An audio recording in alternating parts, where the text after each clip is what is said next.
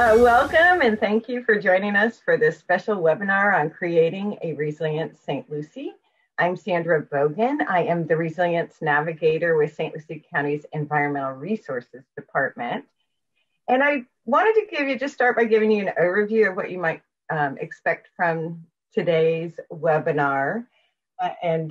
Beginning with just some virtual housekeeping, I wanted to remind you that this webinar is being recorded. Everybody is muted except for the speakers. And we're gonna ask you to add your questions or comments in the chat box. And so it should be pretty easy. There's a little chat box icon at the bottom of your screen. And when you press on it, it'll come off to the side. And so you can kind of still see what was going on and ask your questions in there and see what others are talking about. We really want to have a pretty good discussion during this webinar.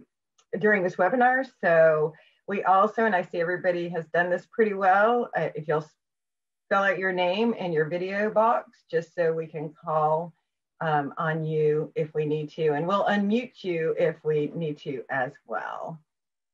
And on the agenda today, we have 4 speakers. We have Irene Arpashoglu from the Department of Environmental Protection, and she will be talking about some aspects of state resilience planning efforts and provide a local perspective on potential climate change impacts here in St. Lucie County or within our region.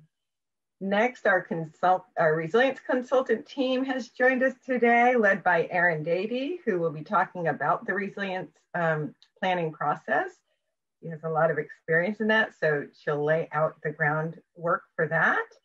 We also have Mike Middlebrook, who is St. Lucie County's Assistant Director of the Environmental Resources Department, and he'll be talking about the value of our natural lands and how they may actually be one of the best investments that our citizens made that put us in a better position to deal with some of the changes that we can expect. And then finally, we have Jennifer Tomes from Port St. Lucie, who will share some of the creative and significant initiatives that Port St. Lucie has taken to protect our citizens and our community.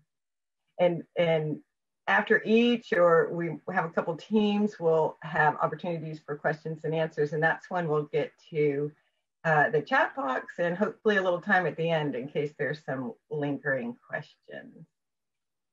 And so what is community resilience? It is the capacity of governments, individuals, organizations, institutions, and businesses to plan for, respond to, withstand, and bounce back from acute and chronic stressors, including those that are related to climate change, such as sea level rise, flooding, and intensified storms. The good news, I didn't really want to turn to this one yet. The good news is that while community resilience planning is a very complicated and complex process, we've been working on resilience strategies for many years in St. Lucie through comprehensive and urban planning efforts and updates, hazard mitigation plans, stormwater management initiatives, and the preservation and restoration of natural lands and waterways, just to name a few. In 2019, though, St. Lucie County, the City of Port St. Lucie, the City of Fort Pierce, and St. Lucie Village committed to working collaboratively, taking a community-wide approach in resilience planning. And we started that initiative, that collaboration, by applying for one of DEP, Department of Environmental Protection's Florida Resilient Coastline Program grants to develop vulnerability assessments focused on local conditions. What can we do locally? So you'll hear a lot about that from Irene, and also Erin Dady and her team can tell you kind of what we've been doing and the process that it takes. But as you'll learn today, one of the first steps in resilience planning is collecting the data on the ground here in St. Lucie County and along the Treasure Coast region, and using it to make informed decisions on adaptation strategies, actions that we can take to ensure that we are reducing our risk, our community risk, the risk to people, the risk to businesses, and the risk to our environment. So it all starts with collecting that data. And as you know, Erin Cartmill, well, as you may know, not everybody probably knows Erin, but she works at the Oxbow Eco Center, and we have a lot of programs where citizens can actually engage and help us collect data. So maybe we can plug that in at the end of this session. But one of the things that we can measure is temperature. And what we're seeing is that it's getting hotter and our warm seasons are expanding, all of which you'll learn have an impact on many aspects of our community, from infrastructure to vulnerable populations. For example, here's a graph based off of data in West Palm Beach. It's the closest data collection that I could get to sort of, but it ties very closely with what we can expect here in St. Lucie County. But what it shows is the last 50 years. It actually shows from 1970, which was the year the first Earth Day was held. And what it shows is that in the last 50 years, since 1970, the number of days over 90 degrees have increased by nearly 14 days. And 90 degrees isn't bad for a Floridian, but the interesting thing is I went ahead and put the Miami chart in here. It's up at the top, and compared to ours, they've had almost 75 more days than normal over 90 degrees in the last 50 years. And when we just look at temperature, how much is our temperature rising? It has risen since 1970, about 1.7 degrees above average. That's our spring warming temperatures. And then on top of that, we have more days of temperatures above normal. So for the West Palm Beach area and for us, it's about 15 more days, which really kind of indicate shifting seasons or lengthening seasons, lengthening warm seasons, which of course, means more mosquito breeding time. It changes our growing season. So it'll impact a lot of things. That's one thing that we know, is that the temperature is changing, and that just with that alone, there'll be a lot of different impacts that we will look at. So with that, I wanted to go ahead and turn it over to Irene Arpashoglu. Irene is the Indian River Lagoon Aquatic Preserve Manager for the Florida Department of Environmental Protection. She's in our local office. She's been in our area for a long time, and she'll give us, an overview of state efforts, as well as begin to give us a more local perspective, because she's very familiar with the St. Lucie environment. So Irene, I'm going to let you take it over. I'm going to stop sharing. Thank you, Sandra. So as Sandra said, I'm with the Florida Department of Environmental Protection with the Indian River Lagoon Aquatic Preserve Program. And I'm going to start sharing my screen. So I'm going to talk a little bit about flooding and sea level rise 101. I'm not going to go into the basics of global warming and climate change, because the audience here, you are all very familiar with this. I'll give you a brief introduction to our Office of Resilience and Coastal Protection of the Florida Department of Environmental Protection. We have many programs. I'm with the Aquatic Preserve Program. We also have 3 national estuarine research reserves. We have the Clean Boating Program, the Coral Reef Conservation Program. We have a liaison program with the Florida Keys National Marine Sanctuary, all the beaches programs. So the side of DEP that permits coastal engineering, coastal construction, beach renourishment, all these things that we see greatly affected by sea level rise. And then of course we have the Florida Resilient Coastlines Program, which we'll discuss a little bit more. So of the aquatic preserves we have in the state, there are actually 42. We have a brand new one right there in the Big Bend area, just south of Big Bend. It's the Nature Coast Aquatic Preserve. But our office manages 7 aquatic preserves out of those 42 along the east coast of Florida. So we manage the Mosquito Lagoon Aquatic Preserve up in Volusia County, the Banana River, and then the 3 that comprise the Indian River Lagoon down to Jupiter Inlet, and the North Fork St. Lucie River and Loxahatchee River Lake Worth Creek. So we span a very large area, and we see a lot of different habitats, a lot of different ecosystems, and all of these ecosystems and habitats we see impacted by sea level rise on a daily basis. I mean, a lot of talk you hear about sea level rise is we need to prepare for it, we need to plan for it. And a lot of that kind of gives you the idea that this is something in the future that we're planning for, but this is something that is here right now. These pictures on this slide, as you see, that little bird on the ground there, that's a least tern. They're a state and federally listed species. They're ground nesting birds. We've pretty much done away with all their beach nesting habitat just through disturbance. So a lot of these birds are transitioning to some of our spoil islands and sandbars. And as we see sea level rise, we see these ground nesting areas becoming regularly inundated during high tide or storm events.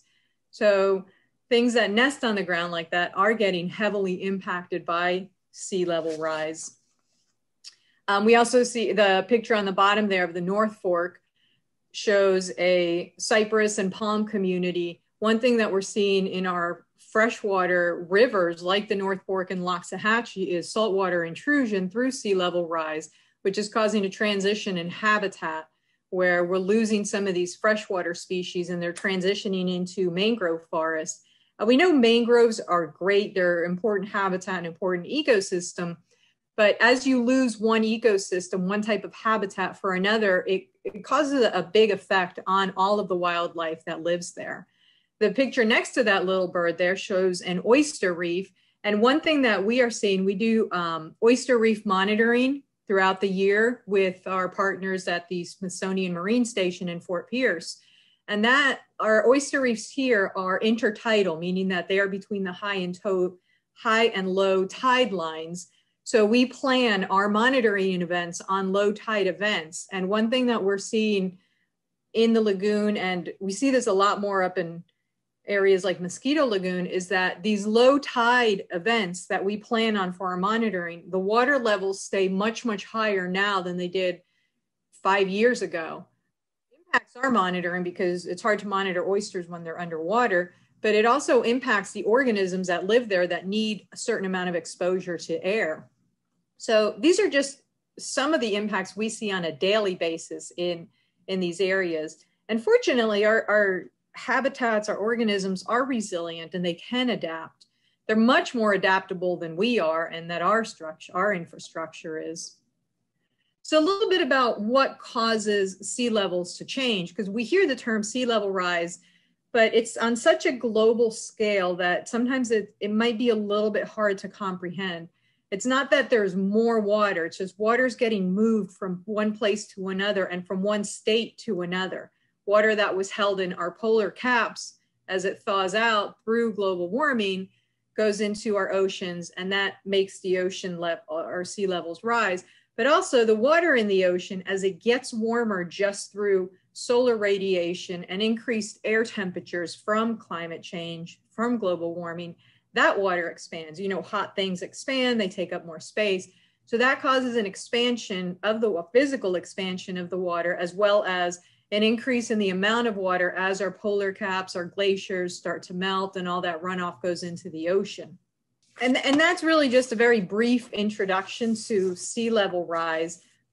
This chart here is very interesting. Don't focus so much on the numbers, but focus on the trends. Just like the charts that Sandra showed us of increases in days over 90 degrees here in West Palm Beach and in Miami, and increases in temperature over time, these are sea level trends. So we see that there is a steady increase over time of sea level, whether it's in inches or in feet. So this is a big problem because sea level changes, but many of the structures that we have built along our coastlines are not do not change and are not adapting as fast. So this slide here shows you a little bit about how when sea level rises on our oceans, it causes an increase on water levels further inland, because water doesn't just go up, water goes out and off to the sides. So as sea level rises, water moves further and further inland, increasing erosion. We also have encroachment into our aquifers, our freshwater aquifers, where here in Port St. Lucie, for example, the majority of our drinking water comes from our aquifers. So as saltwater, as our sea level gets higher, that creates a lens of salt water that pushes into these aquifers. And then your wells at some point will start pulling out salt water instead of fresh water. And we see this a lot in southern counties, in Broward County, Miami-Dade County. They've had to move water treatment plants much further inland and pump water much further to get it to the coast because of saltwater intrusion. So we know we discuss how much water we have in Florida, and that's a huge debate. It's a big topic in Florida with Lake Okeechobee and our Everglades and all of this fresh water that we lose a lot of it to tides. But that water is isolated mostly in areas where the consumption doesn't take place. It's not in the cities, it's more in our agricultural areas. So the cost of providing water to people will also increase as sea level rises and impacts our ability to extract fresh water from our wells. In this slide, you also see how increased sea level rise partnered with storm surge and wave action will also encroach further into our developed areas, leading to increased erosion on our shorelines, more beach renourishment projects. So just many impacts like that. And again, this is also going to impact wildlife. Our beaches are prime sea turtle nesting areas, and much of the beach renourishment projects that are done in our counties, Martin County, Palm Beach counties, aren't done so much to protect properties, but because the counties are required to protect this habitat for these state and federally listed species. So, but turtles have been around for a long time. They can move. Our condos and our houses do not move. So that becomes a big problem when the ocean does move. So this sea level rise, it's going to exacerbate a lot of the existing risks that we have just living near coastlines and living near freshwater systems, because when you live near rivers, sea level rise doesn't allow rivers to flow normally as they would, like the North Fork, that has to flow out into the lagoon and that flows out through the inlet out into the oceans. But through sea level rise, if that water is pushing in at the inlet on an incoming tide and you've got stormwater runoff into our conveyance systems, into our rivers and our canals, and that water has nowhere to go because we're on an incoming tide, that leads to backing up of water and increased flooding in areas. So besides storm surge, we have erosion issues. I mentioned saltwater intrusion. Stormwater management is a big problem, a big concern for our municipalities, our infrastructure management system, because sea level rise will impact our stormwater management systems. I mean, we know climate change and global warming changes our rainfall patterns. So some areas that didn't have as much rain are getting more rain. Other areas that had a lot of rain get less rain. The problem is the timing of that rain. And now where is all that water going to go if our sea level is rising? Our stormwater systems are built with very precise elevation. They're not just holes dug out next to a Home Depot for water to run into. There's a based on elevations, based on average rainfall and groundwater levels. So water has to go somewhere. And this is a really complex part of infrastructure management when you're in a coastal area. So as we see sea level rise, it starts blocking the outflows of water of our stormwater management system, which does lead to flooding. And pictures of flooding like this, you think of this as a storm event. You can see that looks like probably a hurricane has gone through there. This picture on the right had a lot of rainfall. But this picture here, this is a beautiful sunny day. This is down in Miami. And this is what we call sunny day flooding.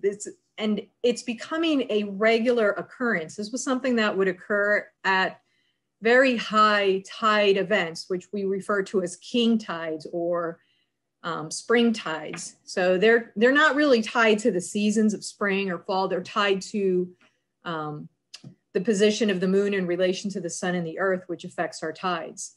So when you have all three in a line is when you're going to have your highest high tides and lowest low tides. So with these high tide events, we had been starting to see occasional flooding on sunny days.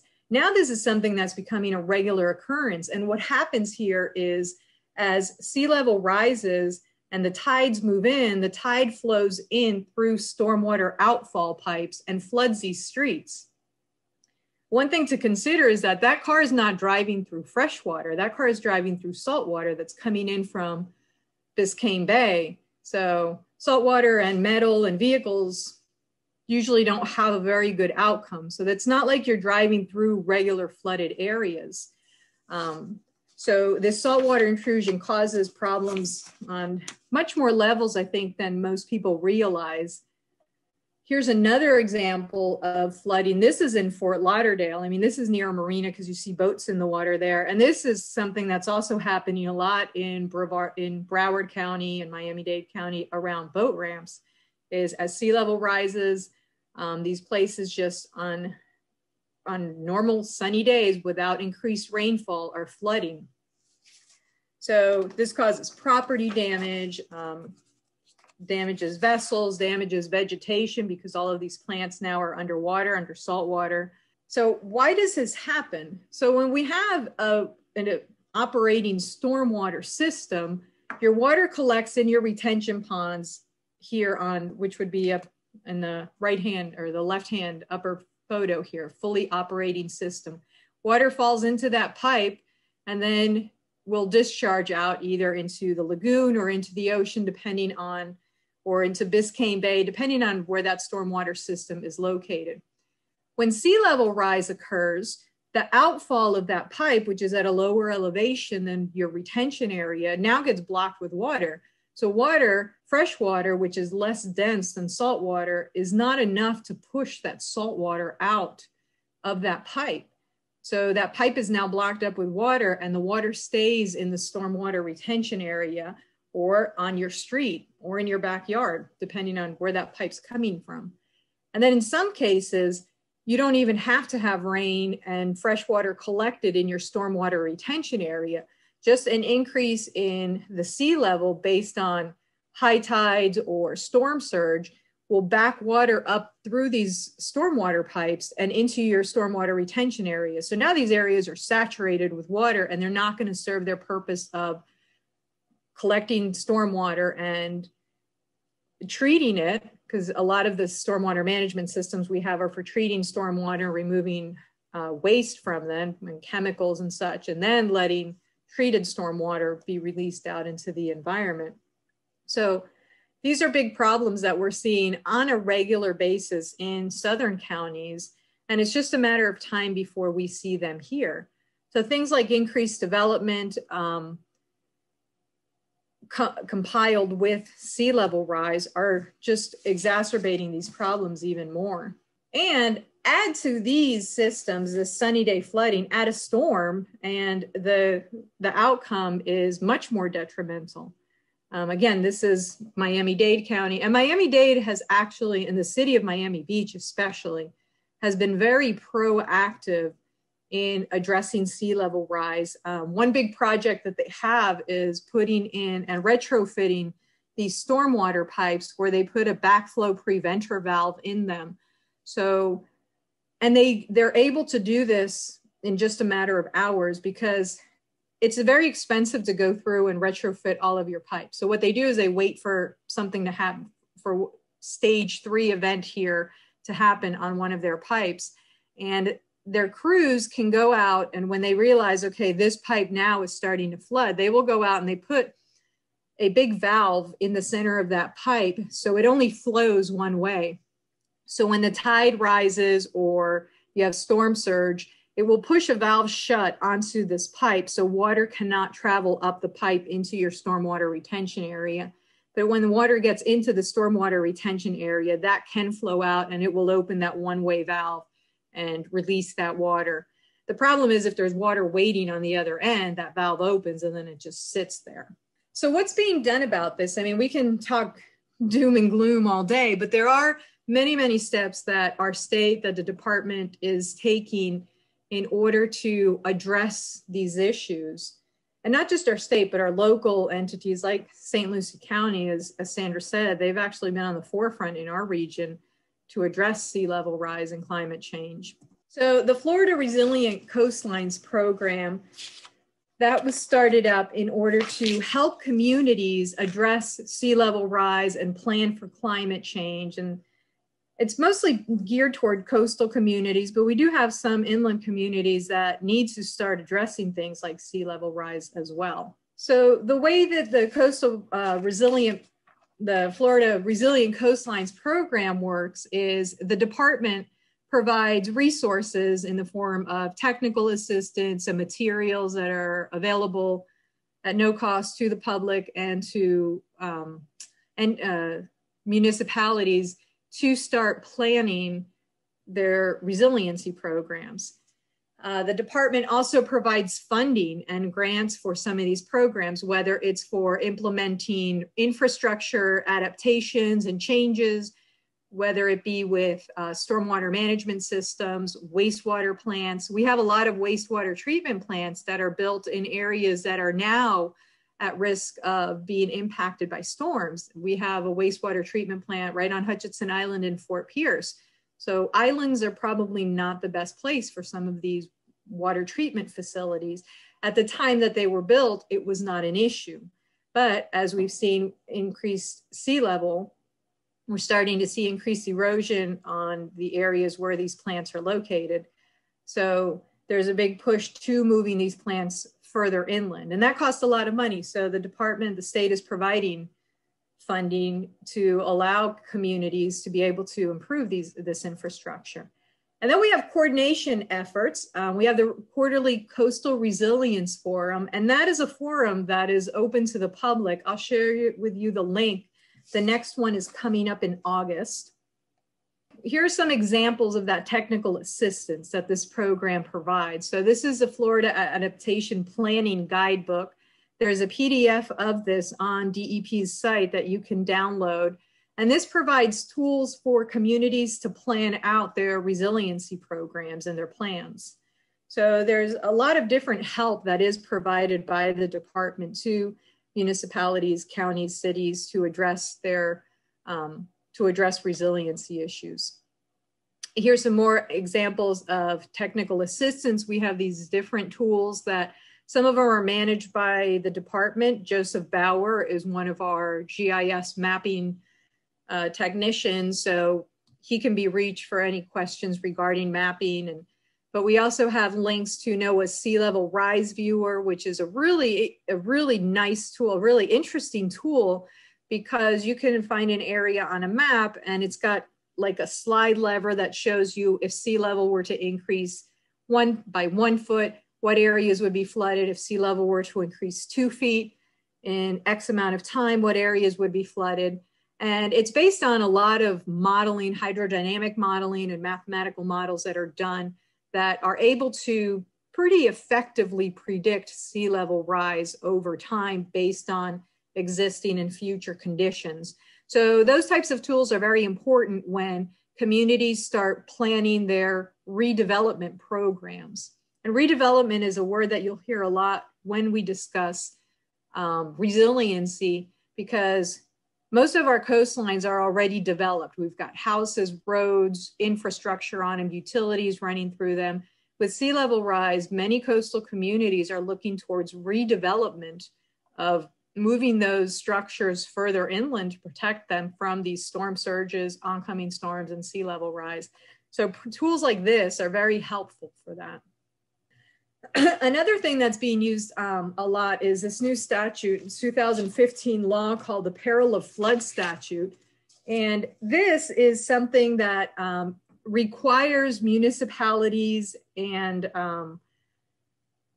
local governments to incorporate sea level rise into their comprehensive plans. So local entities can no longer turn a blind eye to flooding and sea level rise when they make these plans. They can't pretend it doesn't exist anymore. So this law, this state law, requires them, and it's very useful for them to use all of these tools and these programs provided by the state when planning these comprehensive plans. So some of the programs, 211 Florida communities that have coastal management elements, they're required to complete a peril of flood analysis. So using some of these tools provided and assistance through DEP, whether it's a technical assistance or the funding that's available, they do these peril of flood analysis to see what is the proposed sea level rise, what are these changes, what are the potential impacts that sea level rise can have on flooding, and then they submit those to the state and when they submit their comprehensive plans. But Erin is gonna talk much more in depth about that. So what can you do? I mean, I know a lot of times when we talk about sea level rise and the impacts of it, it's something that can seem extremely daunting. It's larger than us, and it's easy to become overwhelmed and think, well, there's nothing I can do about it. But there are many things that people can do on their own in their daily lives to help their communities address issues such as sea level rise. The most important one is what you're doing right now, is sitting here, getting involved, learning about the options that are out there, the tools that are available, and what your communities are doing to address these issues. This is a guidebook for the adaptation planning. So you can, if you go to DEP's Resilient Coastline main page, there is a story page here where you can click on these stars and it shows you different resiliency programs that have been implemented by different communities throughout the state. So you can zoom in on that map. It goes into the rule for the Resilient Coastline program. There's Whitney Gray, our program administrator. So here are some of the resources, and here's a link to that adaptation planning guidebook. So anybody can access this book here on there. Here's a little bit of an introduction to the Florida Coastline Resilient Coastline program. Again, you can find these links on the Florida Resilient Coastline homepage. Here's a link to the quarterly Coastal Resilience Forum. And on here, there's information on the dates of when the new forum is going to be. Again, these are open to the public. So these are the dates for the upcoming quarterly forums. You can find a link on here to register. You can also look at notes from previous forums. So these are very good resources available to everybody, and that allow you to get involved in these programs. We also have one of the big topics that comes up a lot in our coastline, and I know this because of permitting and issues and things, are living shorelines. And as Mike Middlebrook is going to talk more about addressing sea level rise and these issues with nature-based elements, but these are things that homeowners can do in their, if you live in a coastal area, if you live along water lines or along shorelines, these are some of these nature-based elements that you can incorporate into your property in order to help address the problems of sea level rise. One aspect that's very important in addressing sea level rise, and again, Mike Middlebrook's going to speak more on that about the nature-based resources, is to support your local communities when they look into purchasing, into land acquisition for natural areas. Dollar for dollar, it's been demonstrated that the purchase of natural lands and areas like that and maintaining them in their natural state instead of developing them is much more cost effective to reduce the impacts of sea level rise than trying to redevelop an already developed area or to build structures such as seawall and infrastructure and harden things like that. Natural areas, they're going to flood, but the cost and the impacts of flooding into a natural area is minimal compared to what happens when a developed area is flooded. So the purchase of lands along our waterways is a highly important tool that we have that we need to support in order to address sea level rise. So I don't want to go over on my time, so I'll let Sandra or Erin take over and see if there are any questions.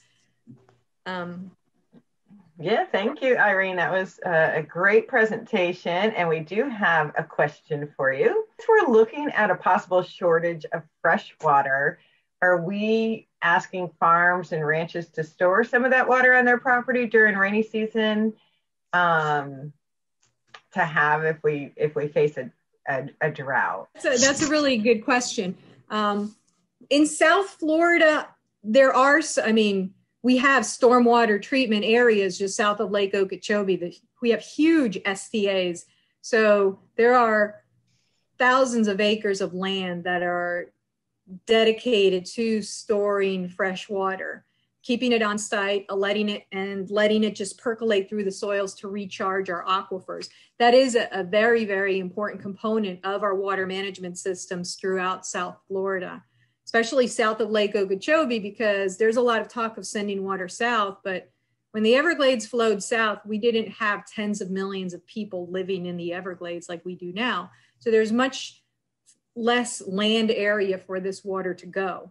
And again, with sea level rise pushing water in on our coast, that water, as it moves south, it's not going to percolate back into the aquifer as it did hundreds of years ago, just because there's more water in the area from sea level rise, but also there's much more impervious surface from roads and development and things like that. So there are incentives for people that own large tracts of land to store water on them. And that's why wetland protection in Florida is such a big concern. And that's, if you've ever tried to build on a wetland and get a permit for filling wetlands, you know how expensive and how complex it is. They're not permits that are easily issued, because our wetlands are the kidneys of our ecosystems. They allow water to sit on them and store and then recharge our aquifers. So yes, there is push to store water. I'm not sure, that's more of a water management district question though, as far as how much is being done and what types of incentives there are available for that. Yes, thank you. Maybe the next one, Diane, will have the water management district here to sort of answer that question. Thank you, Irene. We're going to go ahead and move on to our next speaker. And Erin Dady is a resilience consultant working with us on this project. She is a licensed attorney in the state of Florida. She also has her the AICP, American Institute of Certified Planners certification. Erin has been working in environmental issues for a long time, works with government, works with private entities and community planning, and really one of the leading consultants who's done a lot of resilience planning work around Florida, including some tricky ones like Monroe County and Satellite Beach. So Erin, I'm going to turn it over to you.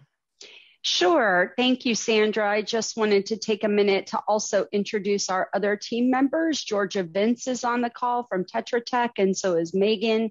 And then we also have Alex Zielinski, and he'll be popping in and out of the presentation that we're about to make because he has done a lot of our mapping and data collection work. So I'm going to talk just very quickly, give you a definition and what some of the value of resilience planning is. There are co-benefits associated with that. And one of the big ones is aligning these efforts in a way that positions St. Lucie County and the municipal partners to be able to seek further funding for implementation of some of this resilience and adaptation work. And then we're going to talk about our process and what we are generating right now. We are finalizing the vulnerability assessment and what that is going to lead to next.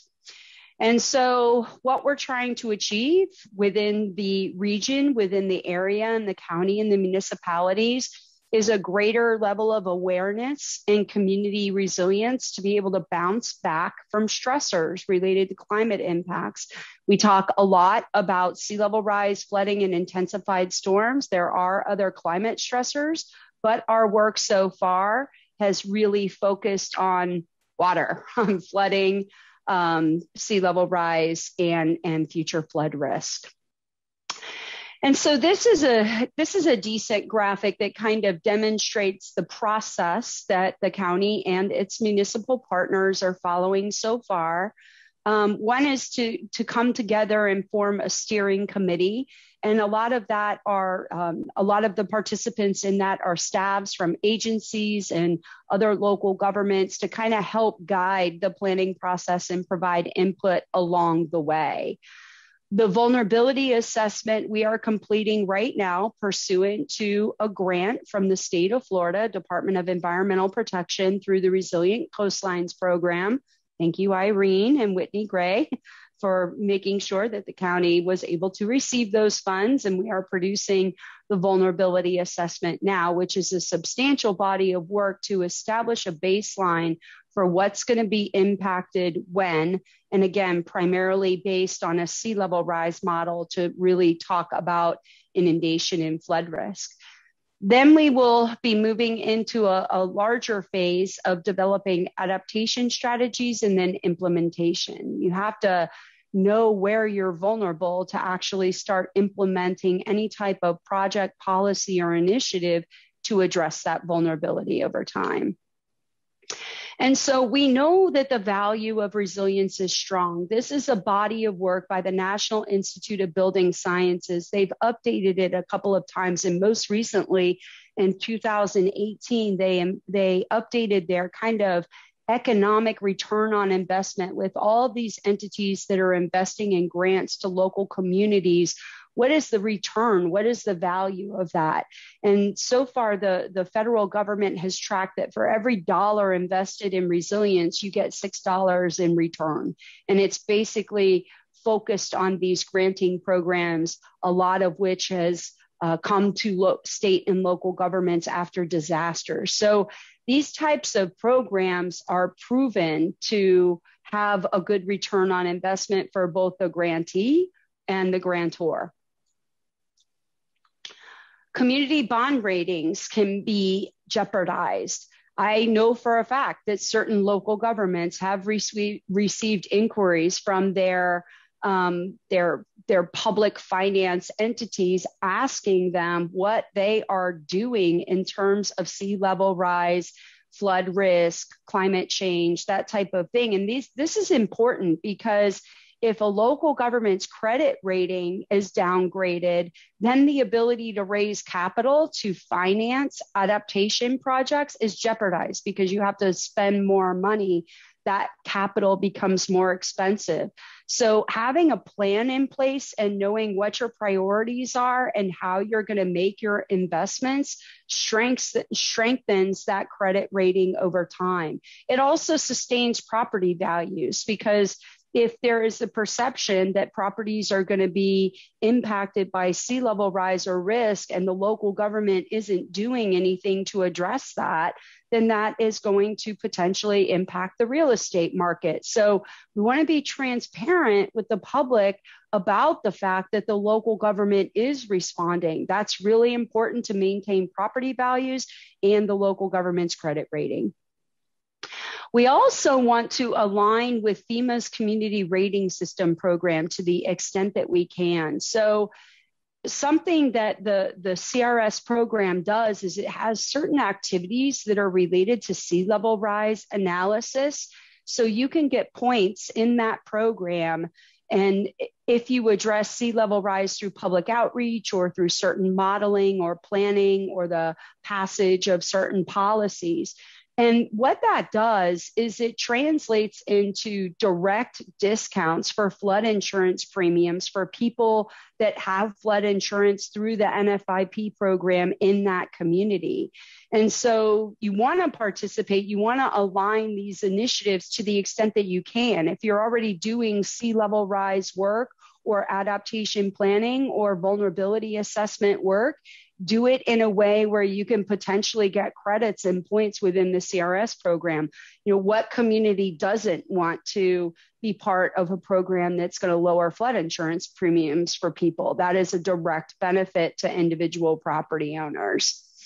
And then leveraging funding. We know that a lot of funding is coming down the pike. We know from this year's legislative session, Irene touched on this a little bit, the Resilient Florida program that's been established is going to enhance and greatly expand DEP's capabilities of helping local governments plan and actually implement adaptation or climate resilience projects. And that legislation that passed this year, House Bill 7019, there will be a rulemaking effort that will be undertaken starting in August to put more details into that program. But that is going to be a really, really important program for local governments moving forward. And we also know that the federal government envisions these types of improvements as something within the greater discussion of infrastructure and how we adapt to future flood risk. And so what is happening at the local level? In June 2019, there was a community resilience planning workshop. There is an interest from the municipalities as well as the county to come together and plan together as a region or a micro region, as you might want to call it. The Florida Resilient Coastlines Grant has been a catalyst for those discussions and the establishment of the steering committee and the process moving forward. And the county's received a further grant to continue this work. Sandra can probably talk about that at some point later in the presentation today. But the good news is that this project doesn't stop after this vulnerability assessment. It will just kind of move into a phase to build upon the work that's been done to date. And so this Resilient Coastlines program or grant that we are finalizing right now, that's got to be tightened up and completed by the end of this month. And two main work products have come out of it. I mean, there are a lot of sub-work products associated with it, but for the most part, this multi-jurisdictional resilience steering committee has been established and met, I think, 3 times at this point. And we are finalizing the vulnerability assessment, which is a pretty significant body of work. And we're not going to go through every aspect of it, but just the MAP series alone is upwards of 200 pages. And that output is going to be very important to local government decision makers and the public alike, really focused on infrastructure assets and where future sea level rise is going to impact people's properties. And so here is a quick list of some of the representation on that steering committee. You can see that it's not just the county and the municipalities, but the Department of Health, the school board, the Regional Planning Council, the Transportation Planning Organization, economic development. There's been input and involvement from universities and colleges. So it's a very diverse, broad group of people that are kind of steering this effort. And so the Resilience Planning Grant, what is a vulnerability assessment? And so this is really serving as the basis to develop strategies on down the line, adaptation strategies on down the line. But it helps us estimate where people are at risk. It helps us identify the social vulnerability characteristics of those particular neighborhoods. We did do a social vulnerability analysis that we'll talk a little bit about, not just facilities and critical assets that the local governments may own and maintain, but those such as hospitals and schools that we rely upon in disasters.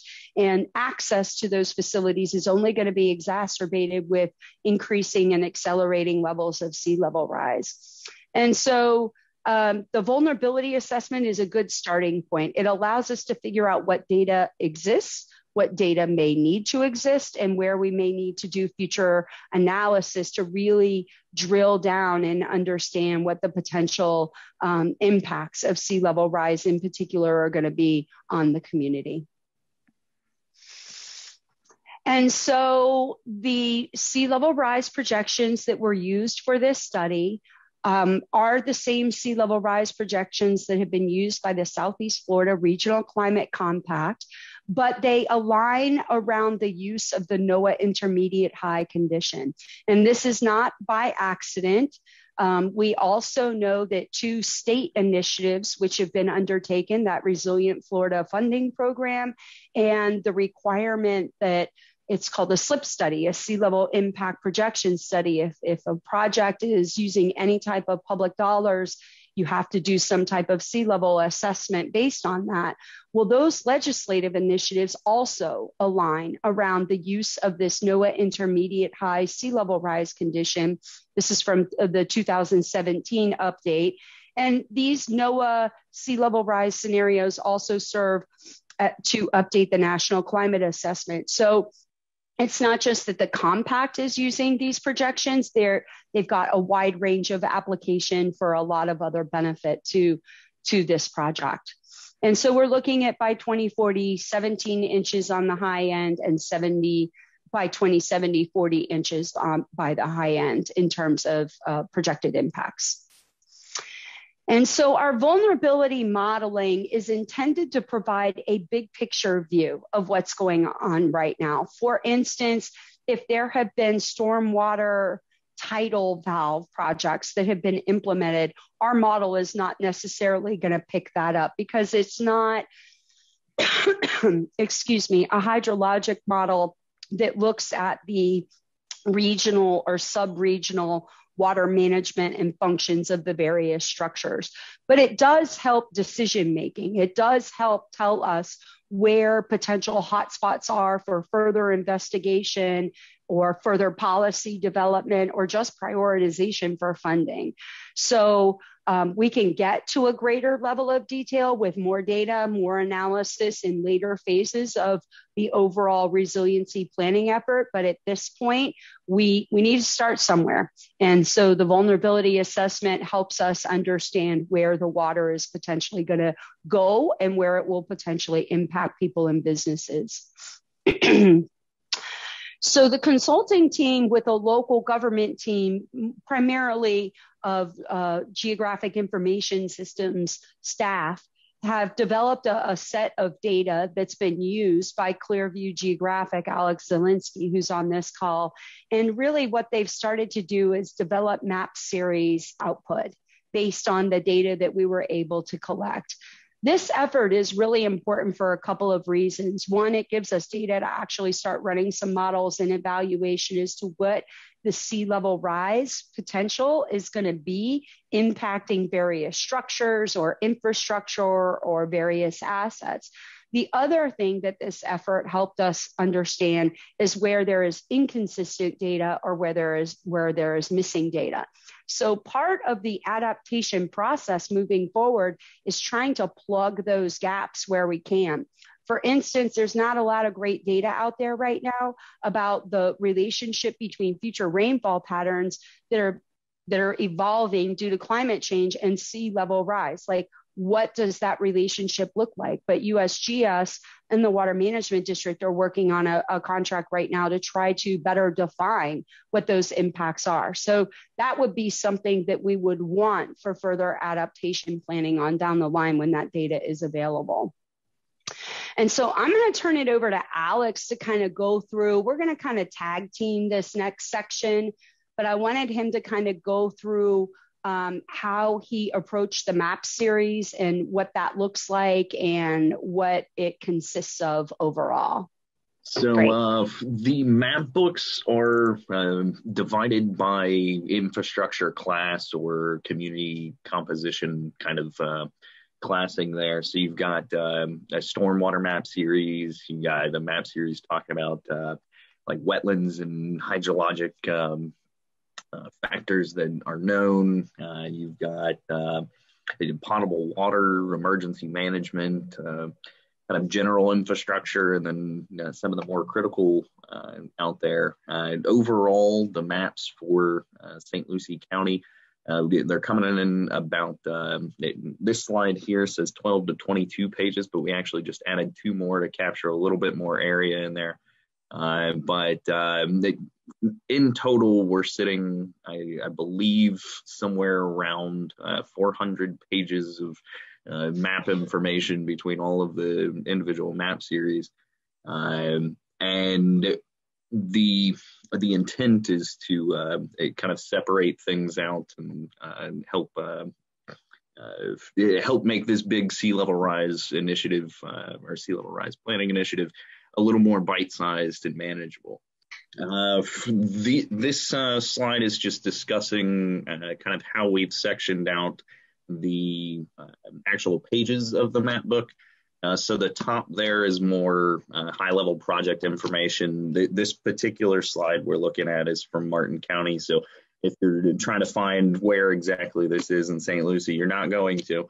But the top there is information, your map series title, what's actually displayed. We've got a little panel there that communicates what projection you're looking at, a index that shows you where exactly you are in the county in the map series. And then on the actual map area overlay, we've got some information to help set the stage as to what you're looking at, like the legend. The impacts are communicated with different colored X's to communicate the timeline of impact.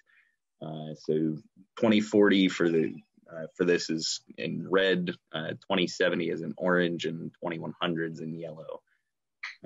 This map series is for projected sea level rise inundation. This is just an example of what it looks like, but you'll see on the bottom left-hand slide here how the inundation is going to be communicated. And then on these map series, we have parks and preserves highlighted just to call that area out in relation to where the sea level rise projections actually are. So the transportation infrastructure, that is grouped into a single map series. It's got fueling stations, your roadways, highways, and even this map series shows known pathways, like nature trails and things. So even that's captured in this kind of assessment. So what you're seeing in that pink or purple circle there is the impacts. You've got a little bit of section of red towards the bottom of that circle, and then it's primarily 2100 impact in there. For critical facilities, this is airports, emergency operations centers, health, military, police, fire, that kind of stuff. And this is not showing impacts, but showing what a school system would show up as in this map series here.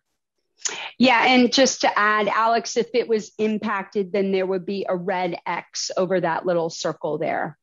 Correct. And actually in the bottom right-hand slide of,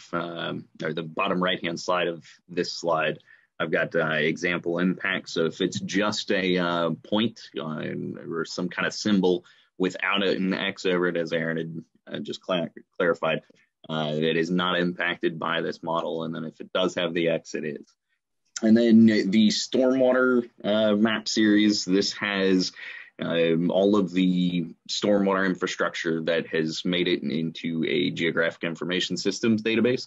It's important to note that that is not everything. GIS came much further beyond when we started managing stormwater systems.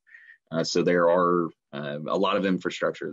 There is a lot of infrastructure that's just not captured in this type of assessment.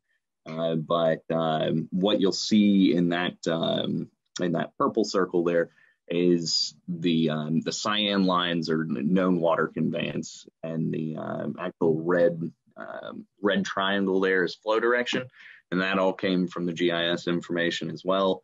And we just kind of did an overlay analysis to try to figure out where stormwater infrastructure may be impacted with the planning horizon, sea level rise projections. So the hydric environment slides, or the hydric environment map series, is intended to start the discussion of how sea level rise will start to affect the hydric environment. Obviously, it's easy to go to the coastline and say, okay, this is kind of what that's going to look like when you're right next to the ocean.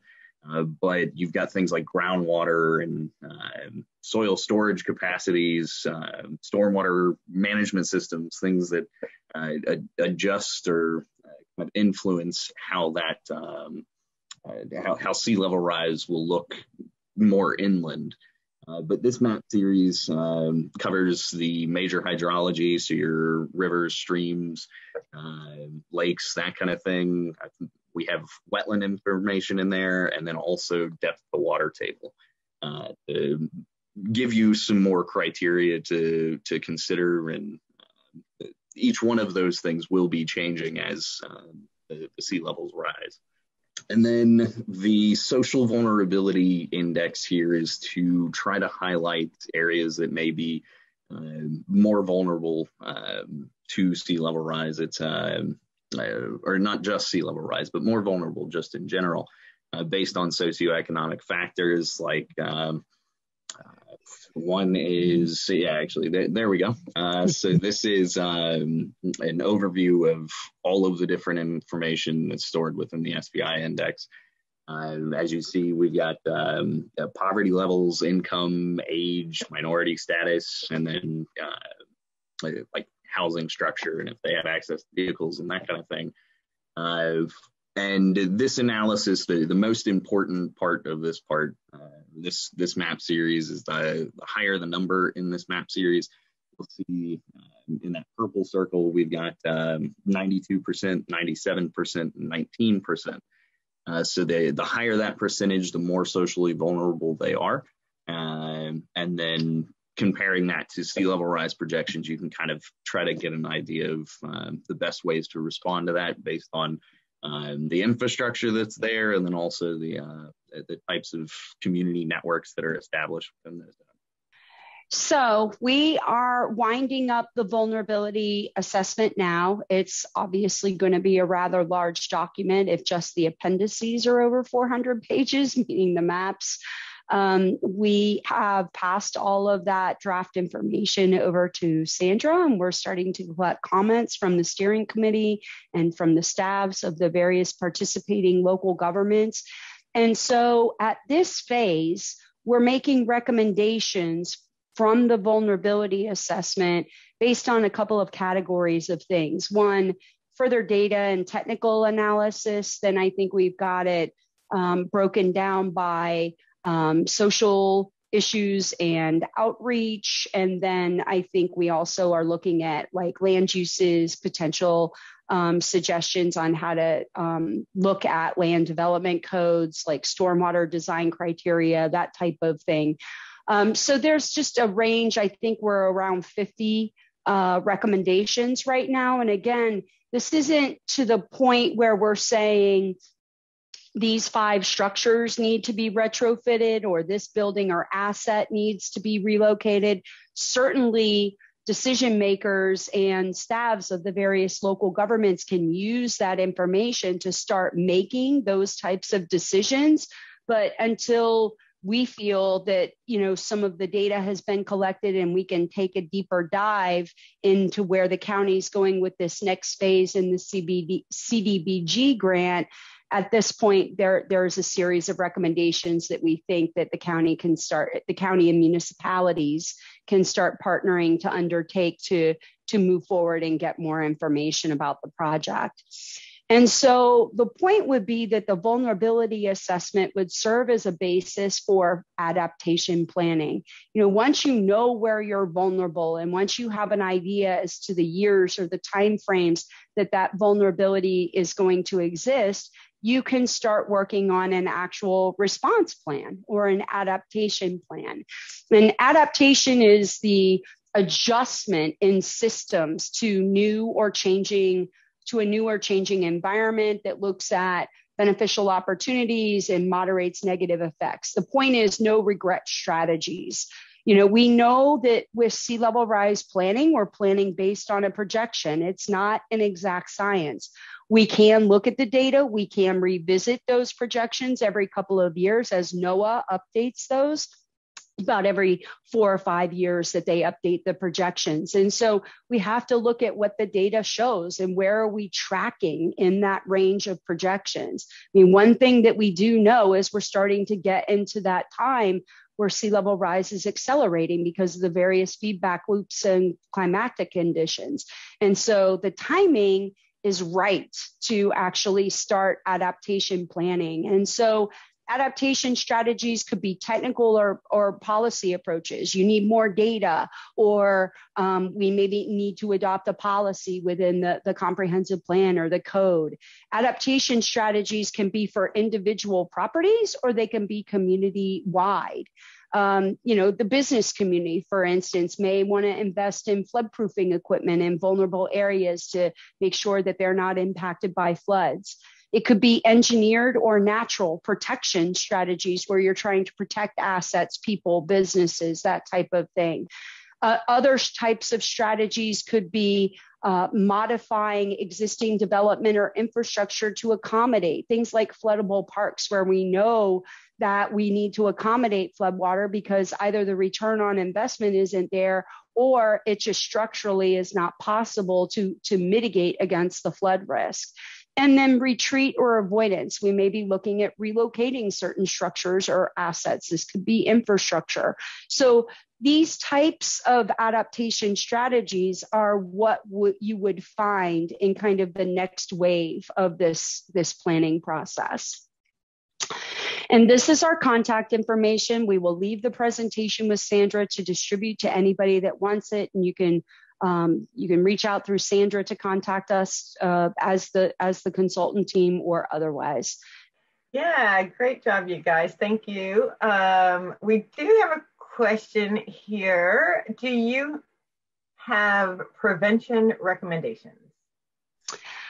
Well, so I guess my question would be back, define prevention, and you can define it in two different ways. Prevention, one way to define it would be, how do we prevent sea level rise from occurring? Well, the way we do that is through the mitigation of greenhouse gas emissions. And so that's one kind of prevention type strategy.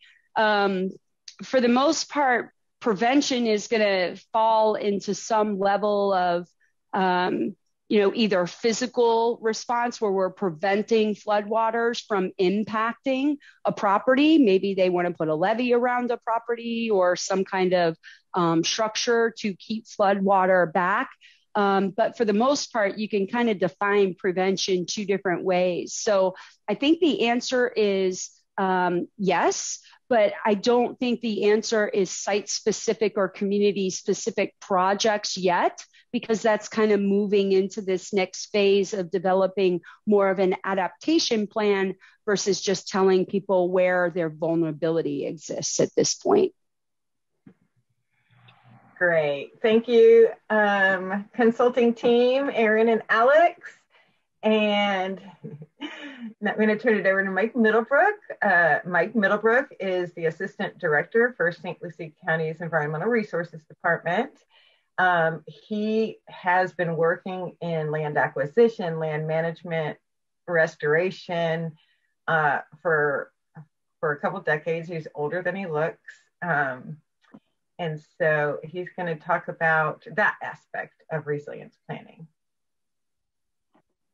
Thank you, Sandy. Thank you, Erin, Alex, Irene. You guys couldn't have teed this conversation up any better. So I really do appreciate the privilege of being here today. And this is a great webinar and a great opportunity for everybody. I hope everybody's learning a lot. We are learning a lot as we go through this planning process. And really, we wanted to just bring a little discussion as part of this conversation about some of the things we've been doing and some of the things we have been doing here in St. Lucie really well. And we've basically laid a foundation for ourselves to be a little more resilient. And so being better prepared is what this is all about. And we really have done a really good job of kind of laying the foundation. I call it one pillar of a resilient St. Lucie land conservation, but really it's just one aspect of this. And it's a conversation that we hope to continue going on into the future.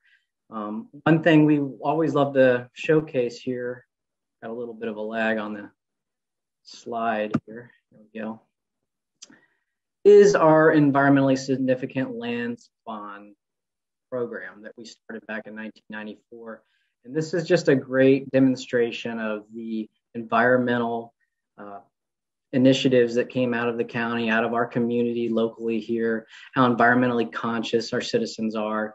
This was overwhelmingly supported by the citizens of St. Lucie County. In 1994, there was a bond initiative that came to the ballot, and it was overwhelmingly passed by almost 70% of the community to tax ourselves, essentially, to establish this environmentally significant lands program. And even at that point, we were talking about things like vulnerability, flood protection, water quality protection, high quality habitat. We were talking about these things in this initiative, and this was almost 30 years ago. And so we have been having, we had the four mind to actually go ahead with some of these initiatives even then, and we set the stage for some of these conversations we're having today. And so this bond, I'm going to talk a lot about the North Fork of the St. Lucie River for the most part, but it focused on the river areas, acquiring land along the river, acquiring areas along the Savannas Preserve State Park, up at our North Indrio Savannas area, and also North and South Hutchinson Islands. So it was it went basically across the board. We were looking at all this stuff, but really I'm going to focus in on the river today because it's kind of goes along with the theme. And if you don't know the gentleman with the funny hat up in the upper right-hand corner, that's Steve Fosick. He was kind of a pioneer for this effort, and he's still around. He's retired today, but I had the privilege of working with him a number of years, as do a lot of us here at Environmental Resources Department. But he helped pioneer the movement of the lands program here, along with the administration at the time. Our commission was really behind this initiative back then and still is today. So just a little honor to Steve Fosick there. But this program was super successful. And we're still acquiring land today, but it's mostly sunsetted. We've kind of come down to the end of the funding thresholds, but we are over time. So we originally established a $20 million bond with this program through that referendum. And we purchased nearly or a little over 10,000 acres throughout the county. Today, this is valued at over $80 million throughout the county, these properties. So we've leveraged to say we've leveraged these dollars is, there's got to be a better word because we've done so well with this funding. And, $20 million to $80 million, it took a lot. We forged a lot of partnerships. We worked really hard with the Florida Communities Trust Program, with FDEP, with South Florida Water Management District, with a number of partners. We'll talk a little bit about that. And we're still acquiring today. You can see up in the upper photo, this was just 2 or 3 years ago. We received a reimbursement check for one of the properties we purchased in Western St. Lucie County. That's a check for about $1.2 million. So don't get to hold that kind of money every day, but certainly something to celebrate. And how it relates to resiliency, we will go there in just a moment. But I wanted to kind of give an example of where a lot of these properties are here today. So these are the public lands in St. Lucie County. I know we have Jenny from the city of Port St. Lucie. She's going to be talking probably about McCarty Ranch, which is down here in the southwestern portion of the county. But a lot of these other lands were purchased through this initiative, as well as some stuff along the Savannas Preserve State Park and some of the work along the river. And I just wanted to really showcase some of the projects here along the river because we are not only acquiring land along the river today and in the past, but we're also working to restore areas along the river, and that really plays well to this conversation. So zooming into just the area around the river in this region of this part of the county. So if you're familiar with the area, you know this area. If you're not, basically in the upper end of the map on the northern end, the northwestern side is 10 Mile Creek, and that's the upper reaches of the North Fork of the St. Lucie River, and it flows southerly into Martin County where it meets the South Fork of the St. Lucie River and eventually works its way out to the Indian River Lagoon and the Atlantic Ocean. So the South Fork gets a lot of press with its activity with the Lake Okeechobee discharges. We do not get we're fortunate not to get a lot of the Lake Okeechobee discharges. We primarily have our own watershed, but we are a big part of the watershed of the St. Lucie River. And what you see here in this map is just a lot of the conservation lands. You also see the Savannah's Preserve State Park, but it is of no coincidence to where the 100-year floodplain look, if you look, I mean, it's just a way of showing and demonstrating why this is such a great thing for resiliency, because a lot of the green, if you notice, basically overlaps consistently with the river floodplain.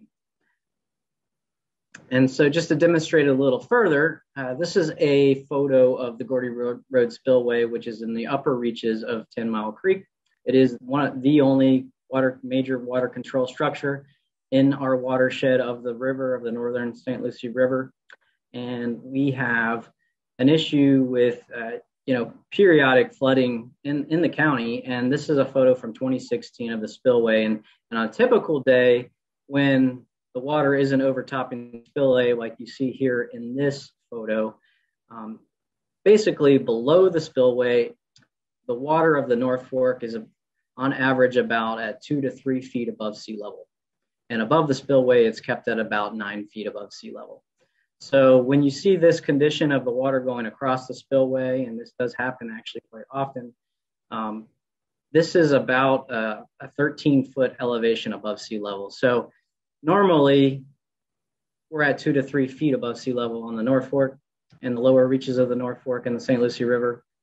When you have this condition happen, you basically have the river and the watershed trying to deal with a big flush out of almost 10 feet of water rise in this area. And then to the right of the photo here, you see a picture of the same day at our 10 Mile Creek Preserve. And Aaron was really good to mention the flooding green space and flooding parks. And this is a great example of what our natural areas can do. So basically, we can absorb a lot of these flooding events through our floodplain and in these preserves and green space, but also buffer our urban areas from this type of flooding.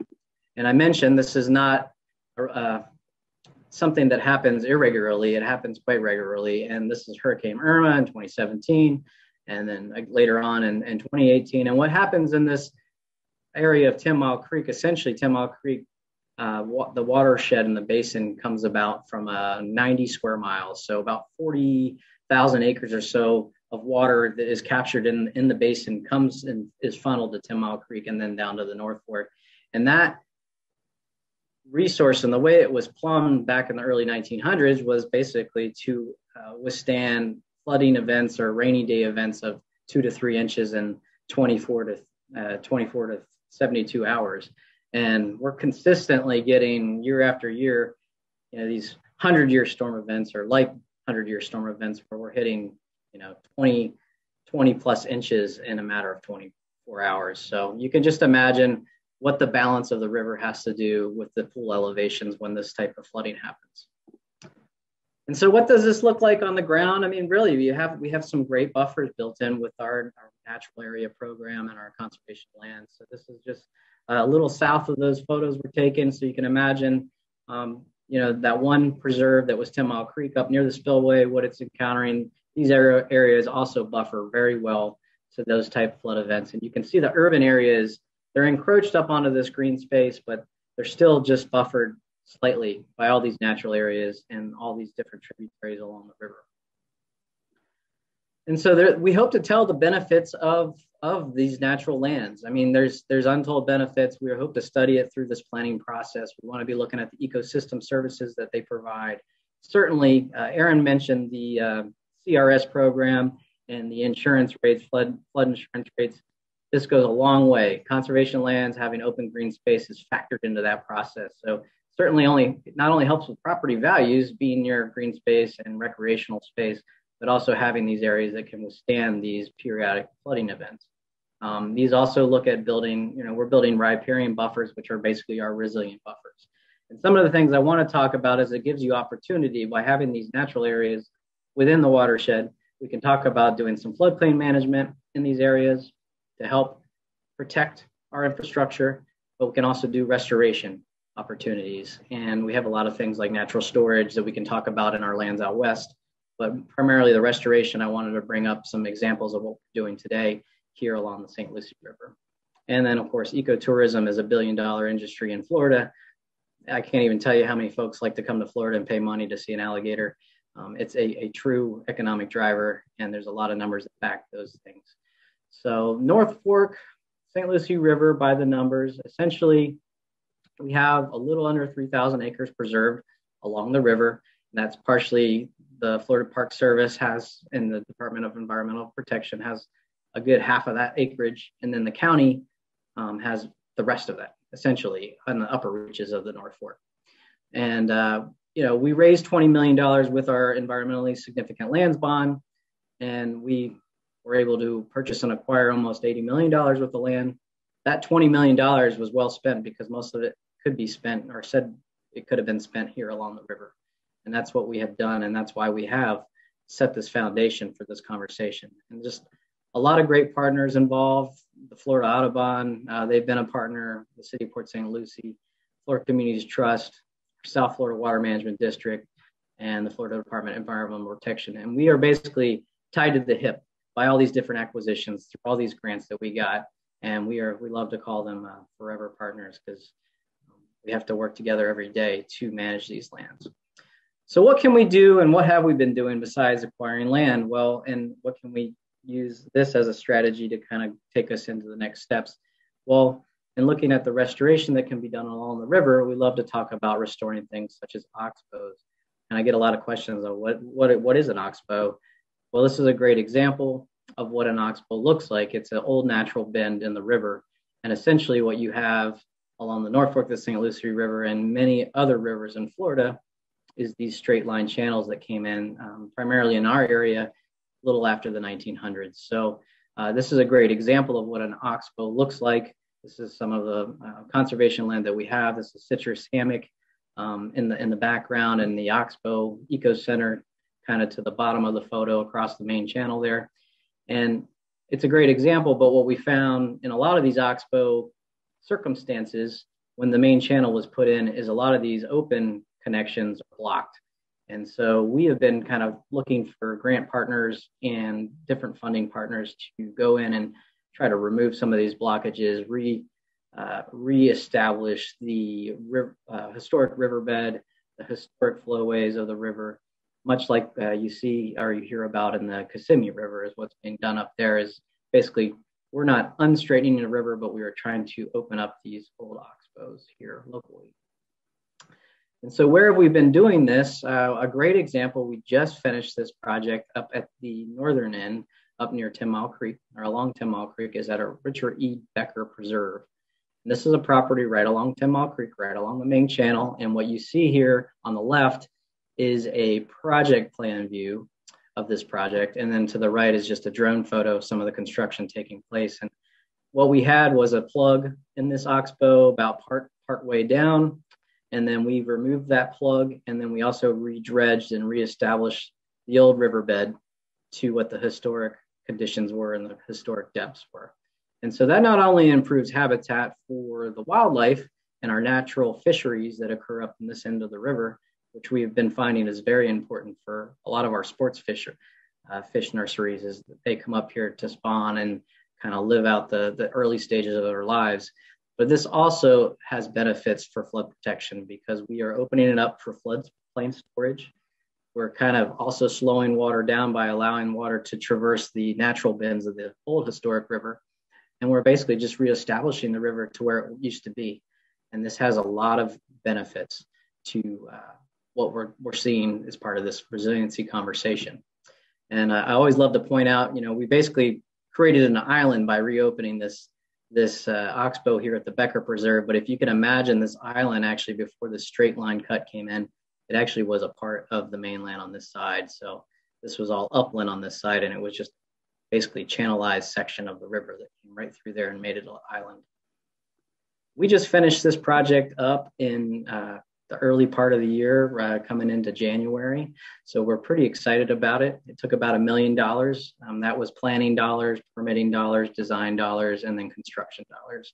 And these are just some of the photos of the project in action. You can see some of, it was some heavy earthwork, a lot of preparation, a lot of protections to put in, working in this environment.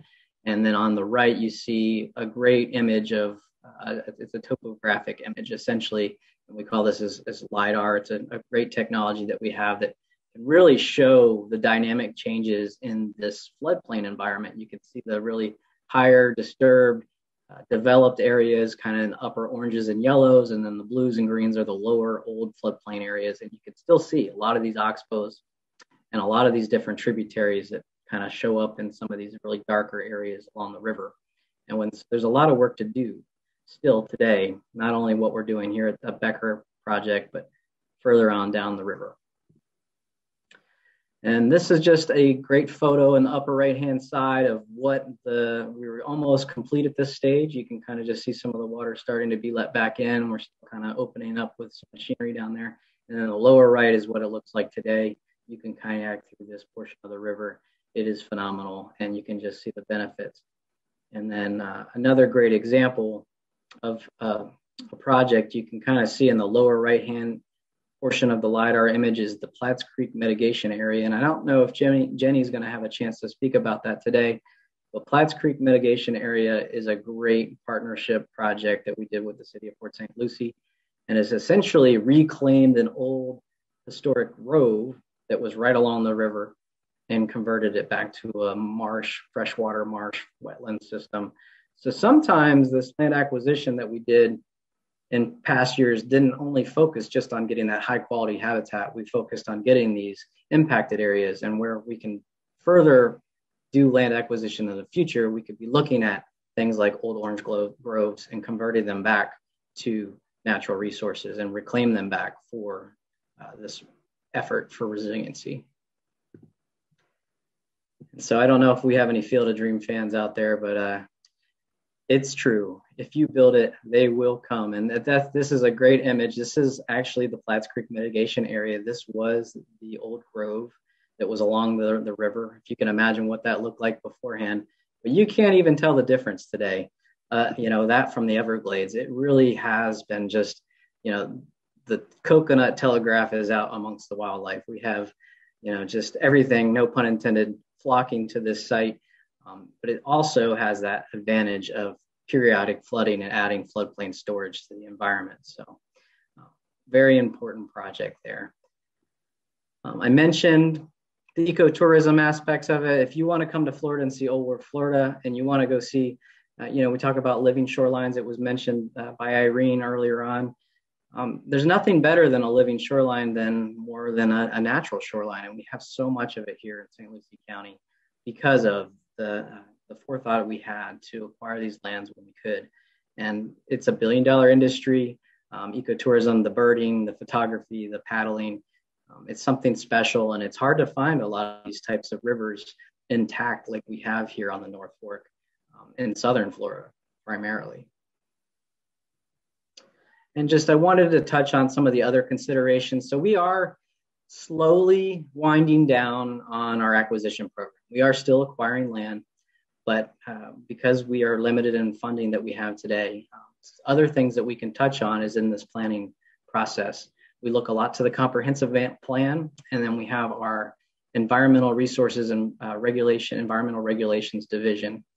They are watching, they kind of keep their fingers on the pulse of the development review side of, as developments come through the county, we want to make sure we're developing smarter, and we're protecting shoreline, and we're building in our tree preservation and mitigation efforts in our preserve areas. So hopefully one day through this resiliency planning initiative, we will be able to bring that up under the umbrella of the comprehensive plan and help us, utilize these tools and move infrastructure as needed to be more resilient in St. Lucie. And if we can't miss the fact that we have a great outreach and education group here at Environmental Resources. They operate out of the Oxbow. And when we kind of marry their efforts with the land conservation that we have done here in the county and the preserves that we offer, we have a way to connect the community to all these different initiatives, resources, and natural resources that we have in the county. And we do a really good job. And the fact that we have done all this land conservation, it has brought more opportunity for outreach and education like we're doing today. And so I know we wanted to leave a little time for questions, but I wanted to put a little play on words, and you may be familiar with this phrase, but I kind of changed it to say the best time to buy land was 30 years ago, which we've done and we continue to do, but not as much as we did in the heyday. But the next best option is today. And so we hope to have that conversation going forward. We hope to reestablish some land conservation funding initiatives going forward as part of resiliency, not only to look at restoration initiatives, protecting wetlands, but also maybe reclaiming these areas and reconverting them back to natural area. And with that, Sandy, I will leave it to you all. And I really appreciate the opportunity to be here today. Yeah, I loved it, Mike. Very true. We are going to we're going to have Jenny Combs come on and save questions for both Mike and Jenny after her presentation. But I didn't want to let Mike get away without you named some of the great organizations that we've partnered with. And I just wanted to mention the Conservation Alliance of St. Lucie County because I knew I missed somebody. Yeah, they were, you can't forget the Conservation Alliance. No. And long before the land preservation bill was passed, when our citizens voted to tax themselves to have that program, the Conservation Alliance of St. Lucie County had a lot of strong women, just saying, who were responsible for putting the Savannah State Park, Savannah's Preserve State Park into preservation. They fought for that, and also the Fort Pierce Inlet State Park. So, and they were the ones who actually were partners with us on the very first resilience planning workshop that we did in 2019. So I just had to honor them. And now I'm going to go ahead and introduce Jenny Combs. She is the Utility Marketing Coordinator for Port St. Lucie's Utilities Department. She facilitates educational opportunities through presentations, tours, and contact creation. She does those for both adults and youth. And she's been with Port St. Lucie since 2008. So that's a good long time, Jenny. All right, I'm going to turn it over to you. Okay, thank you so much for having me today. I'm going to go ahead and share my screen. Here we go. Okay, present. Okay, hopefully everybody can see my screen now. Yeah, so again, I have been with the city of Port St. Lucie. Geez, in December, it'll be almost 13 years that I've been with the city. And, you know, when I first started here, I had a coworker who said, you know, city of Port St. Lucie, you know, it's a very young city, right? We just had our 60th anniversary. But back then when I first started, you know, we kind of described Port St. Lucie as being sort of like a teenager, right? Like not really knowing kind of its identity just yet, right? Like trying to figure out, you know, what its interests were, what its priorities were, you know, what it stood for. So, you know, that was kind of back then, but just since I've been here, I've seen the tremendous growth and the tremendous change and the leadership. And I feel like we're kind of out of those teenage years now. And I feel like we have a really good idea of who we are and what we stand for and what's important. So I'm going to be talking about some of those projects today, but I want to show you some of the strategic planning goals that the city has. And thanks to the residents for contributing their feedback and their ideas. And, you know, it's not just the great leadership that we have, but it's also really them listening to what the residents want out of this city. So all of these goals here that you see on the screen, everything that every single department within the city does has to align with these goals. So each individual department has to put together their 5-year strategic business plan. Every single thing we do has to align with these goals. So again, I think we've really kind of found our stride. I think we're really in tune with what's important and what's important to the residents. And for the last several years, we've hosted citizen summits where residents provide feedback and really go around and really tell us what they want us to do, what kind of projects they want in place, you know, where their priorities lie. And it changes year after year. So we continue to host those kinds of events. So it makes me very proud to be part of the city and to have seen such significant growth just in the time that I've been here.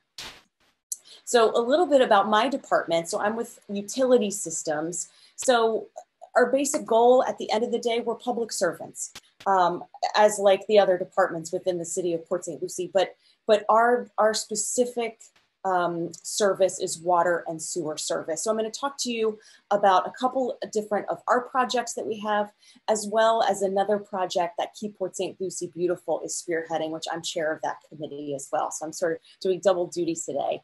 And thank you so much, Mike, for mentioning Platts Creek, because I'm actually not talking about that. So I appreciate it. All right, so moving on. So our first project that I'm going to discuss is the St. Lucie River C23 Water Quality Project. That is a mouthful, so it will from now be known as the Water Quality Project. Hopefully we can shorten that name up somehow. But here we go. So this is a beautiful area view of Area 1. I'm going to show you a map here in a moment, but I wanted you to get, you know, a better feel for what this project looks like and talk about change. This area was fallow citrus grove, you know, that we purchased. I'll go ahead and show you the map here.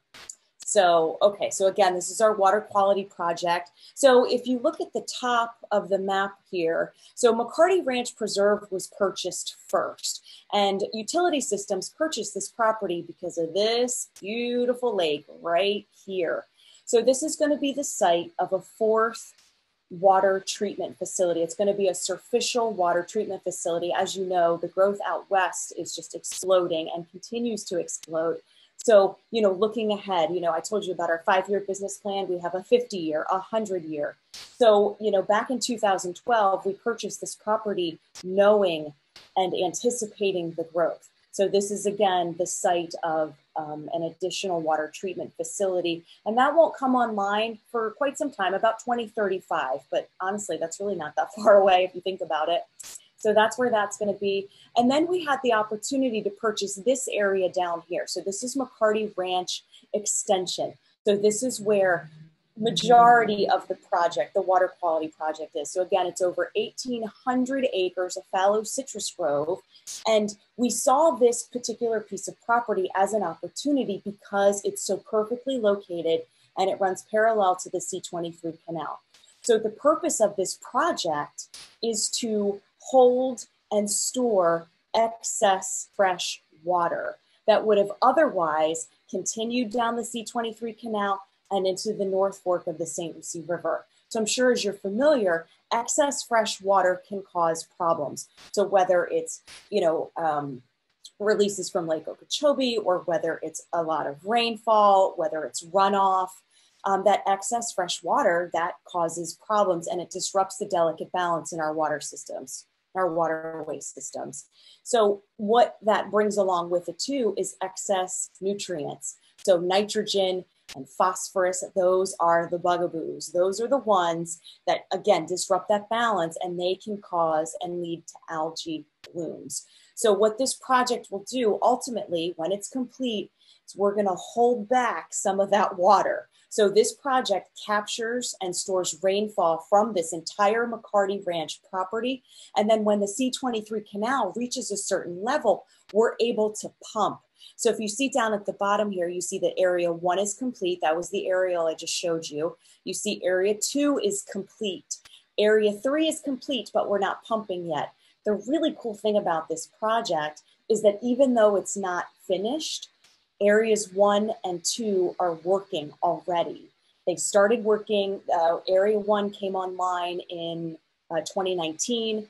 Area 2 came online in 2020. And Area 3, we're getting so close. We're like this close to start pumping. So we're hoping for this summer, which we're in now, but maybe later in the summer we can start pumping. So that's the whole point of this water quality project. So here we go. Here are the benefits. So like I said, areas 1 and 2 are already up and running, but once it's complete, 21% of that excess fresh water can be stored in these different shallow reservoirs on the property. And then the water will just naturally percolate back down into the ground, right? Recharge the water table. Oh, here are those bugaboos, nitrogen and phosphorus. So once this project is complete, we'll be able to remove almost 57,000 pounds of nitrogen, over 7,700 pounds of phosphorus. We will take, right? And hold and store. So that 21% in gallons equals over 6 billion gallons of water that we can pump annually from the C23 canal. And then captured rainfall on the property annually, that'll be over 2.5 billion gallons. So those numbers total, right, just under 9 billion gallons. So that's a tremendous, tremendous impact that this project will have. All right, so I mentioned again that areas 1 and 2 are already up and running. This is what we've already been able to do. So that's a huge number. My guys who feed me this information, they're very exact with their decimal points, but so almost 4 billion gallons of a combined total of rainfall and water pumped from the C23 canal. We've already captured it. We're already storing it. We're already seeing it, percolate into the ground, which is amazing. 19,000 pounds of phosphorus and 4,000 pounds of nitrogen. And then also on the property, because we have been, sort of changing the landscape, we have discovered some creatures who we have disrupted their habitats. So the indigo snake is endangered. Now, I did not see the snake, but the people who were out there doing the environmental survey saw evidence of indigo snakes on the property. So indigo snakes like to cozy up in rocks. So we literally brought in tons of rocks to create 14 rock piles for these guys because we disrupted their habitat. So now they're good, they're cozy. I don't go near the rocks. I haven't seen these guys. They stay in the rocks and I'm gonna stay safely in my car. But they apparently are doing just fine there on the property. So they're happy with their new rock condos. And then these guys, the crested caracara, so these are threatened. Now these I have seen before. So they like to nest in cabbage palms. So when we started breaking ground on Area 3, there were some nests that were found. So we planted 25 cabbage palms, and these guys are very much on the property. Every time I'm there, I see 1 or 2 flying around. So we have made our animal friends, I think, very happy. And then of course that what is that called? The unexpected benefits. There's a tremendous amount of birds on the property as well. So lots of creatures, lots of gator, humongous gator, and lots of deer also on the property. All right, so on to the next program, the septic to sewer conversion program. The city of Port St. Lucie acquired the utility from St. Lucie County in 1994. So there were a tremendous amount of septic systems still in place throughout the city.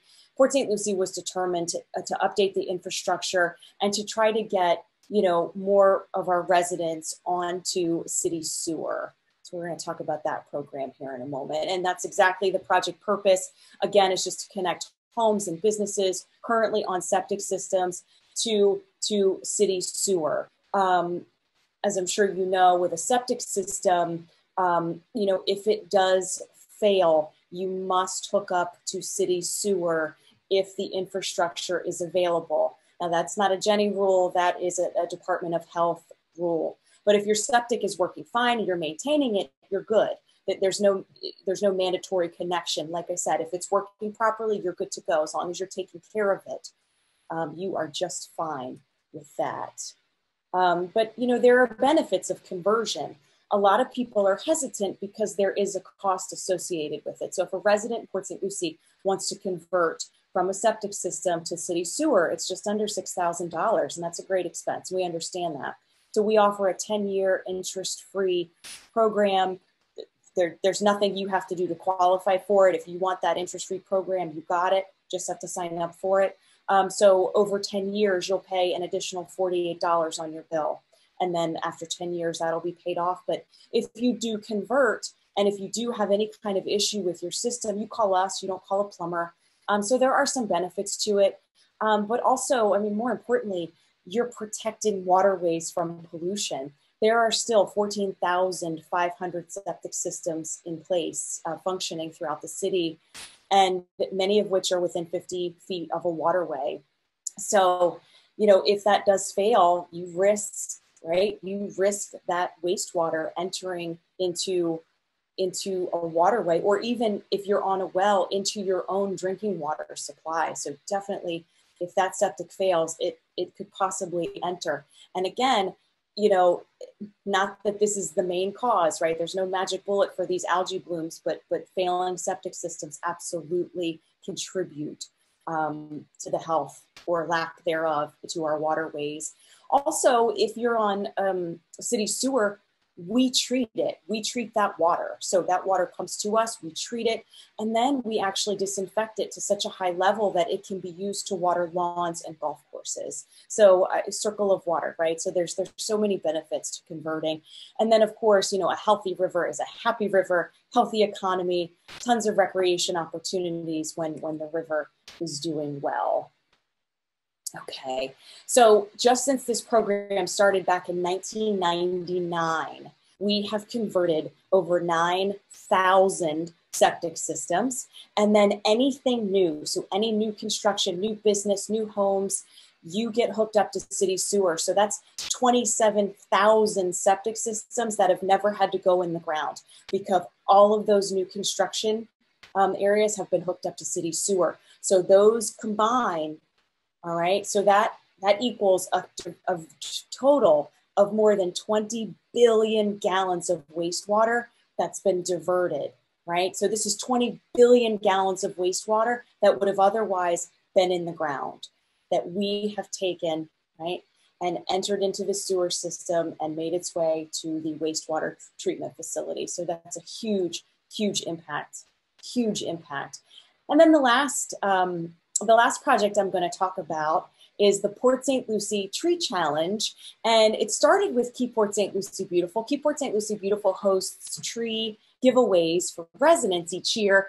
And recently we've started hosting 2 per year. So that's just double the trees being made available to our residents, and those are free. But the mayor, within the last couple years, challenged the residents of Port St. Lucie to have each person plant a tree. I think our population is something up over 200,000. So he's expecting 200,000 trees here, and hopefully we can. I don't know if we'll do it before he leaves, but we're well on our way. So what's really cool about this tree challenge is that we've created a map that you can access online. If you go to cityofpsl.com, you can actually just Google or just search for tree challenge. That'll get you right to the page. That's a long link, but you can see all of the trees that have been planted. So you yourself, if you plant a tree, you can just type in your address and then your little tree will pop up right where the location is. So that's pretty cool. So this little guy here on the side here, he's happy he planted his little, I think that's a silver buttonwood. All right, so just this year, over 5,000 trees have been planted, and those numbers only go through April. So it's actually more than that, but just since April, so over 5,000 trees have already been planted by residents, and then departments plant trees as well. We do a lot of beautification around our lift stations, so we are planting trees as well. But since the challenge inception, over 59,000 trees have been planted.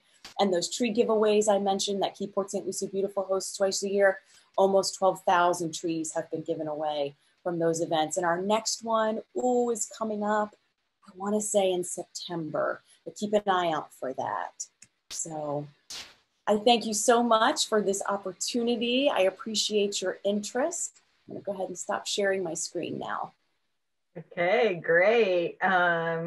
We have about 6 minutes left, but we do have a few questions, and one of them is a really interesting one for the tree campaign, Jenny.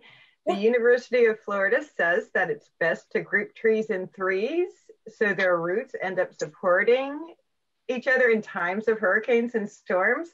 And so we're either planting your seed or wondering if perhaps the tree campaign could start giving away 3 trees. That would be amazing if we could do that. Yeah, I'll have to maybe put that out there, but that would be a good thing to note, because when you do pick up your tree, we don't just hand you a tree. Through COVID, we sort of did, because we didn't really have much of an option. But typically, and I imagine we'll get back to how it used to be, is that before you get your tree, you have to visit various education stations to learn. But what a neat piece of information to have. To say, you know, maybe we can't give you 3 trees, but maybe go and grab 2 more, you know, from the nursery, and then plant those 3 kind of in a cluster. That's great to add to the information portion. Absolutely. And, you know, not everybody has a big enough yard to support 3 trees. So it may actually balance out, but it is a good piece of information to get people to start thinking about the microcosm under the soil and how trees and plants actually communicate to succeed. Share resources, communicate so that they all succeed. We also have a really great question and comment that I haven't heard of, and this could be both for both of you, but Mike is definitely up your alley. So Senator Tom Udall and the Secretary of Interior, Deb Haaland, has proposed a 30 by 30 plan. The idea is to preserve 30% of lands and 30% of waters globally and nationally, and of course, you know, locally if possible. The participant tried to calculate us, St. Lucie County, so at 11,000 acres, although that probably doesn't include all of, you know, the preserves, whether it's city or national. From 440,000 acres, it would be about 4%. So you know, it's going to be somewhere in there. We're probably not at 30%, but it could be a good way to build that land acquisition program by trying to tie into that federal initiative. Yeah, that seems like I have to look into that. I'm not familiar with it, but you're absolutely right, Anna. We really are kind of in need. We feel, at least at the staff level, that, you know, we need to move on and move forward with land acquisition. And so we are always aiming to find ways to leverage what we have left, and then also talk with administration and our board about, you know, future initiatives about taking that percentage higher, essentially, because you're right, that's about where we're at. And I think from the last that I saw, because we're working on the Parks and Preserves master plan right now for the next 10-year plan with our Parks Department, and some of the stuff that are coming out of that plan that we'll be bringing to the public soon, it shows that we're, you know, when you even compare us to other counties that have a really healthy land acquisition program, although we've been super successful and we got out in the front and got ahead, we're falling behind in a lot of the acreage, you know, what we preserved in the county. And we've certainly passed on a lot of really good properties over the years. We still have a very big kind of wish list. And so, you know, some of the things we've been kicking around, at least at the staff level, is maybe looking at these other things that we talked about, water quality, and looking at maybe, because we've really focused on upland projects in the past, but maybe we kind of focus on some of the sites that we passed on in the past that were too wet. So certainly need to follow that initiative, and I'll definitely look that up when we get done today. Thank you for sharing. Definitely. And we only have a minute or two. I just wanted to do a couple closing slides. I wanted to let you guys know that the Resilience Steering Committee, their role is to guide the resilience planning process, and also to create a structure for a high level of citizen stakeholder and sector stakeholder involvement. And so they've really only met a couple times so far, but generally probably by the end of summer, early fall, we'll be reaching out again, and there'll be a lot of opportunities for citizens to get involved. You know, this is definitely, there's not just one person, one organization, one government that's going to solve these problems. We're going to need all of the leadership, all of our citizens to just gain this awareness and become part of the solutions. What the solution to this, whether they work within supporting local governments, nonprofits, or even just in their personal behavior as they learn more about it. And so the goals of our resilience plan is to provide opportunities and strategies to foster economic prosperity and improve social equity. We all know that those who have the least amount of resources to depend on are often disproportionately impacted by any crisis, whether it's a hurricane, whether it's an economic crisis, a pandemic, or climate change. And so we do have our eye on social equity and accessibility issues, increase the ability of community stakeholders to implement resilience and climate adaptation strategies across disciplines, and then to promote leadership, education, and empowerment, both in government and private sector, to foster the implementation of resilience action. And so Diane Goldberg has a really good basic question. What are we asking of her, of our community? And so that's part of it. So, you know, serving on advisory committees as we develop them, just gaining knowledge yourself on pollution. I have, again, Erin Cartville's here. She heads up a couple of citizen science programs with her team at Oxbow Eco Center. One of them is plastic pollution, which is really a big issue in every community. Another one is just citizen science. So we have reptile, you help us collect data. Like, our plan is only going to be as good as our data, and we need a lot of data. So right now we have a reptile monitoring program. So when you see an invasive reptile, a lizard, an agama, an iguana, you go on this app, which is part of the Fish and Wildlife Conservation Commission, and you put it on the map. And so we can see, we already know, you know, just by looking, that the migration of exotic reptiles has increased significantly here in St. Lucie in the last few years. We need to document it. We need to document king tides with photographs. It could be photographic data.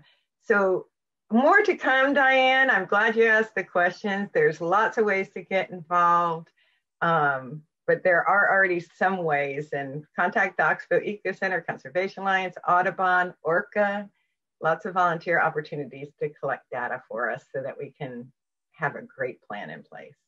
Thank you to the presenters, all fantastic presentations, and our consulting team, thank you so much. We will be posting this. We will be posting this on the website, and more to come. So you're on the list.